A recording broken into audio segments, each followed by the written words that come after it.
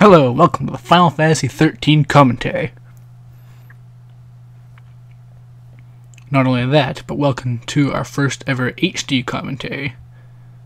We've upgraded. We have hundreds of new pixels, all added to our production values.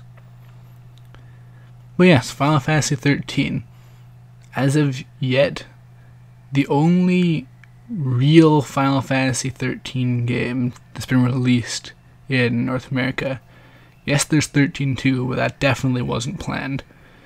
Meanwhile, Agito Final Fantasy XIII, or whatever they call it, never got released here in North America, and no one knows what's going on with Versus 13. And this game is, among the Final Fantasy series, probably the most controversial, at least at the moment, because it's the most recent, which is saying something, because it's gotten quite old. But yeah, it has its fair share of complaints, and honestly a lot of them are valid, but at the same time I think some of the stuff people say is kind of unfair, unwarranted, or even completely untrue. So I'm going to offer my 2 cents on this series, because that's what it is now. There's 3 games in this. Okay, this is Final Fantasy XIII, and then there's Final Fantasy XIII-2, and then Final Fantasy XIII Lightning Returns coming out this same year. They made a series out of a series, and no one wanted it either. No one cares about Final Fantasy XIII as much as they'd like to think it. And they've said some pretty crazy stuff, like, Square Enix is deluded, I gotta say. Like, they're like, oh yes, Lightning is the face of the video game industry. They have such a crush on this character, it's ridiculous. Like, I don't even know where to start with that. Like, they love her. They have posters of her in the development office to inspire their workers. It's crazy. What do I think of Lightning myself? Eh. But yeah, this is definitely not my favorite Final Fantasy, but I enjoy it for what it is. Visuals are fantastic. Gameplay is meh until the very, very end when it actually starts to get fleshed out. It's pretty awfully paced in terms of gameplay, but the story is decent in my opinion. It's actually probably one of my more favorite Final Fantasy stories, as much as some people might shake their heads at that.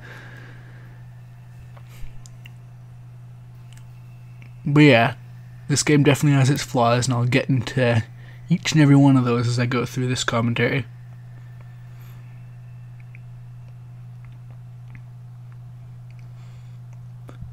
Now this game kind of exemplifies all of the problems that come from having a series that it is developed for HD in HD, so everything has ridiculously high production values. Everything is really overly designed. They have so many moving parts and so many ridiculously crisp graphics, fancy CGI and all that. But the gameplay really suffers in the end. It's visually fantastic, music's really good. It's not as memorable as previous games, I'd say, but it's got its fair amount of decent tracks. But yeah, when you put so much time into creating something, because this is just what they did to create something in an HD standard, but otherwise the same as classic Final Fantasy, and they had to take out so much, and yet they spent so long developing this game to make sure it could still meet those standards with like length and such like that, polish. Also, if anyone else getting Final Fantasy VII flashbacks from this intro, you're not alone. And that'll become increasingly clear as time goes on, too. You're serious? Be quiet. Because what's this? A character named after some sort of bad weather? Accompanied by a ridiculously stereotypical black person who happens to use guns? Yeah, that's the thing. Lightning was, from the start, pretty much developed as a female version of Cloud Strife from Final Fantasy VII. And I think that might have a lot to do with why Square Enix thinks that everyone loves her so much. Granted, I have seen tons of Lightning fans, but it's just not the same. I don't know. I mean, there's tons of fans for any character, really. I know tons of people who really enjoy, like, Jar Jar Binks from Star Wars, stuff like that. I mean, everyone has their own taste. But yeah, Lightning is just really meh. She is the very stereotypical militaristic, is tough but has a soul. She can be sensitive but also a jerk kind of character, and it doesn't really get much beyond that. She goes through the smallest, almost unnoticeable character arc of all of the characters in this entire game, besides like minor characters who get killed off in 2 seconds or whatever. And what's more, even though she's built as Cloud, she's based more on the Kingdom Hearts or Advent Children style of Cloud, which is definitely the worst one in my opinion, at least, and I know other people share that opinion. Because see, Cloud went through some changes. Kingdom Hearts was the one that introduced him with a voice actor, and in that game they gave him the outfit of Vincent Valentine, who Cloud pretty much stole his personality in all feature games and the movie.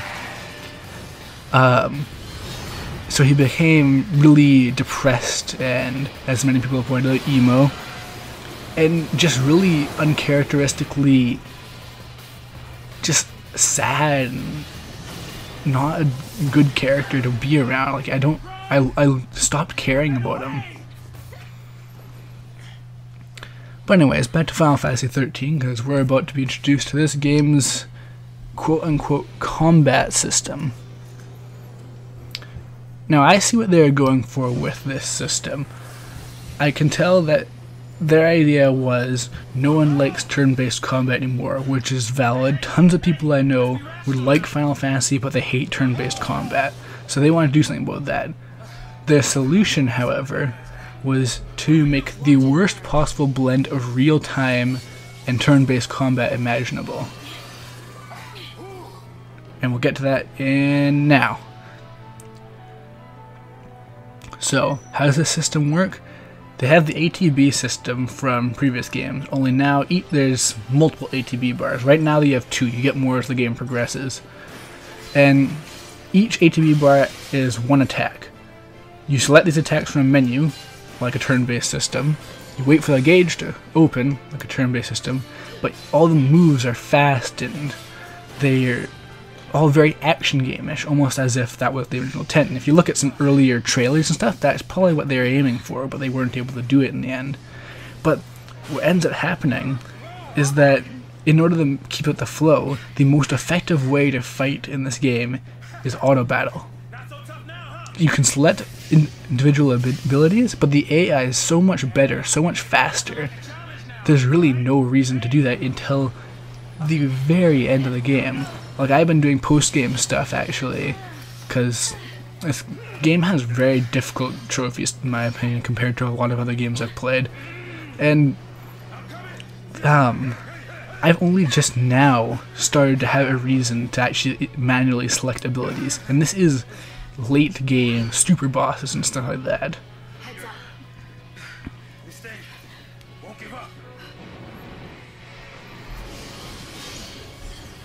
So yeah, this game definitely takes on more of an action game approach.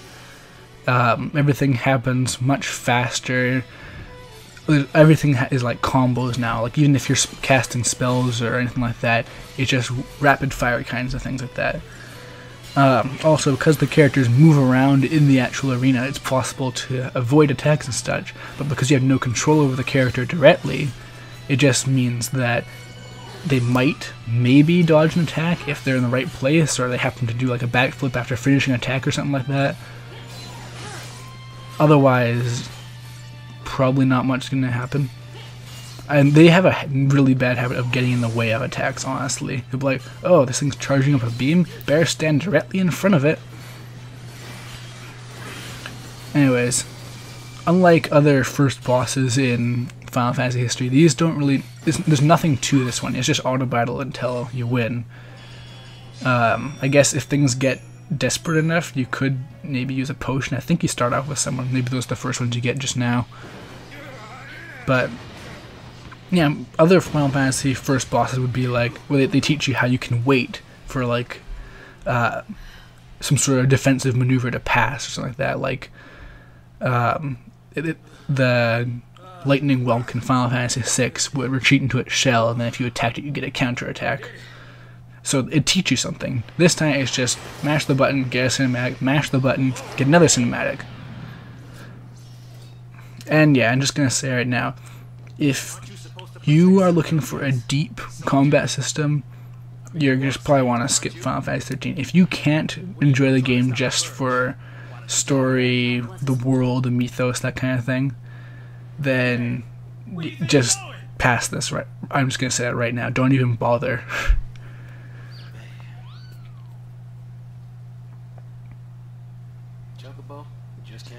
And about that chocobo, I'm gonna have some more stuff to say about that later on. But in the meantime, I'm pretty much out of time, so next part, we'll explore the Hanging Edge, which is what this place is. See you then.